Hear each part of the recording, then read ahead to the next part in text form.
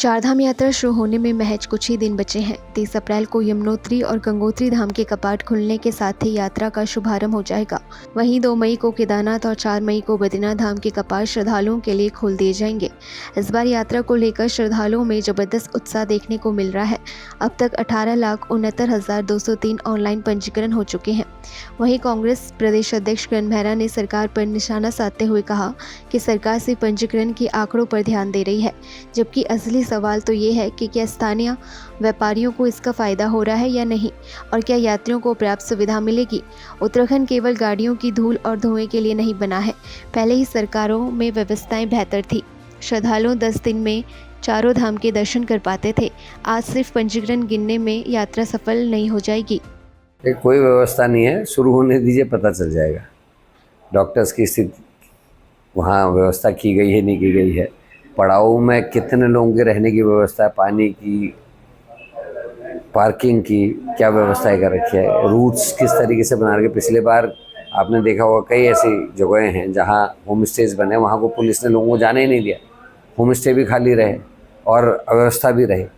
तो ये सब चीज़ें हैं, उस पर कितना सरकार का ध्यान। दूसरा, आंकड़ों पे हमको नहीं जाना, हमको ये देखना है कि मेरे उत्तराखंड को क्या मिला है। सरकार इस बात पे पीठ ठोक रही है कि 60 लाख आ रहे, 70 लाख आ रहे, आप व्यवस्था कर रहे हैं। वो यहाँ की तारीफ़ करते हुए लौटें कि अच्छी व्यवस्थाएं थी, हमको खुशी हुई। अगर आदमी निराश होकर परेशान होकर ये कहे आपके वीडियो के सामने, कैमरे के सामने कि साहब मैं तो 4 साल की मेहनत से कुछ पैसा बचा के आया था और 2 पड़ाव में ही मेरा पैसा ख़त्म हो गया, क्योंकि हम 1 दिन के हिसाब से आए थे, हमको 4-4 दिन एक पड़ाव में रुकना पड़ रहा है, तो वो आदमी नाराज़ होके जाता है, तो वो अपने यहाँ जाके भी वही बातें करता है। सरकार को कुछ ऐसे कदम उठाने चाहिए जो पूर्ववर्ती सरकारों ने उठाए। कम से कम 10 दिन आदमी को होना पड़ेगा, तब 4 धामों की यात्रा होगी। पानी की व्यवस्था, डॉक्टर की व्यवस्था, डोली की व्यवस्था, एम्बुलेंस की व्यवस्था, ये सारी चीज़ें सरकार को करनी चाहिए।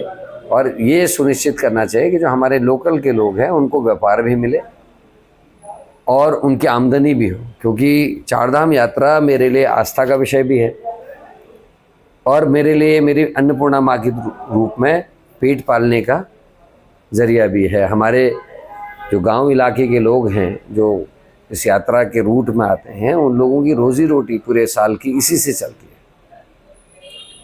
और जो देखने को पिछले 2-3-4 सालों से आ रहा है, यात्री दूसरे राज्य से सुबह चलता है 4 बजे 3 बजे, हमारे यहाँ के दिन में वो दर्शन करता है, शाम तक दर्शन करता है और रात को लौट के दूसरे दिन वापस अपने घर चले जा रहा है।